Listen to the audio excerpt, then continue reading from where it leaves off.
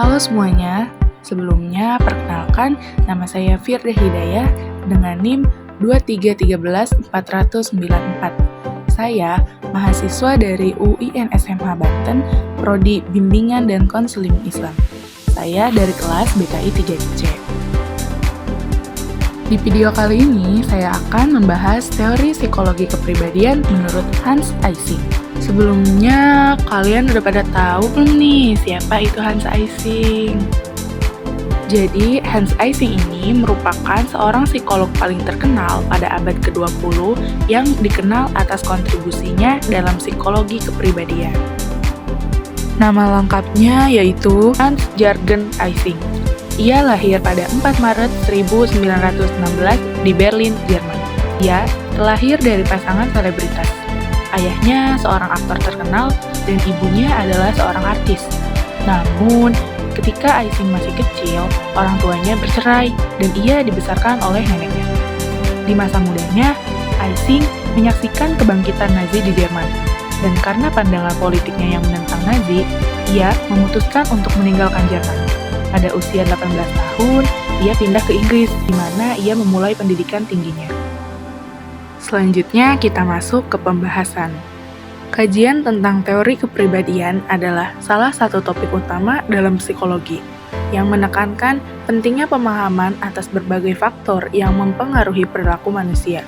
Kepribadian manusia telah menjadi topik kajian utama dalam bidang psikologi, terutama dalam upaya untuk memahami perbedaan individu dan faktor-faktor yang membentuknya.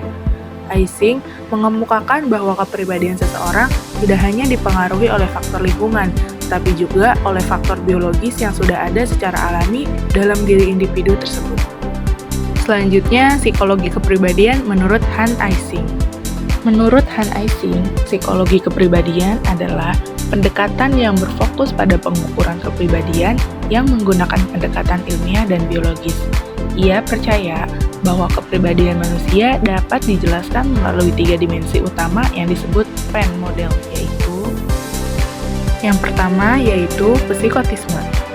Psikotisme adalah salah satu dimensi kepribadian yang diperkenalkan oleh Hans Eysenck dalam teorinya tentang kepribadian.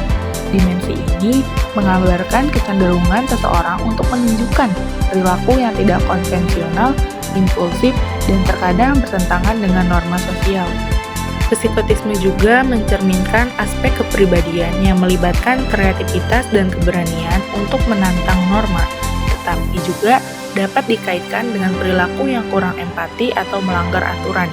Dimensi ini membantu untuk memahami berbagai pola perilaku manusia, mulai dari inovasi hingga penyimpangan sosial. Yang kedua yaitu ekstraversi. Ekstraversi adalah salah satu dimensi utama kepribadian dalam teori psikologi, termasuk yang diusulkan oleh Hans Eysenck. Ekstraversi mengacu pada sejauh mana seseorang bersikap ramah, aktif, dan berorientasi pada interaksi sosial. Ekstraversi juga menggambarkan seberapa sosial, energik, dan aktif seseorang dalam berinteraksi dengan lingkungan. Dimensi ini membantu untuk memahami bagaimana seseorang merespon dunia luar dan mencari pengalaman dalam kehidupan sehari-hari. Dimensi yang terakhir yaitu neoritisme. Neoritisme adalah salah satu dimensi utama dalam teori kepribadian Hans Eysenck yang menggambarkan tingkat stabilitas emosional seseorang. Dimensi ini menunjukkan seberapa rentan seseorang terhadap stres, kecemasan, dan emosi negatif. Neoritisme adalah dimensi yang menggambarkan seberapa stabil emosi seseorang. Tingkat neoritisme seseorang dapat mempengaruhi cara mereka menghadapi stres, menjaga hubungan, dan mengelola kesehariannya. Nah, dimensi ini sangat penting untuk memahami kecenderungan emosional dalam kepribadian seseorang. Pembahasan yang terakhir yaitu pembentukan kepribadian. Hans Eysenck menjelaskan bahwa kepribadian seseorang terbentuk melalui kombinasi faktor biologis dan pengaruh lingkungan. Menurutnya, dasar kepribadian adalah sifat-sifat bawaan yang dipengaruhi oleh struktur otak dan sistem saraf. Tetapi, perilaku juga dapat dimodifikasi oleh pengalaman dan pembelajaran.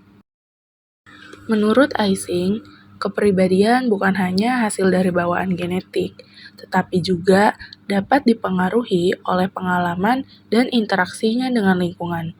Meskipun faktor biologis memainkan peran penting dalam menentukan dasar kepribadian, lingkungan dan pembelajaran dapat memperkuat atau mengubah cara sifat-sifat tersebut diekspresikan.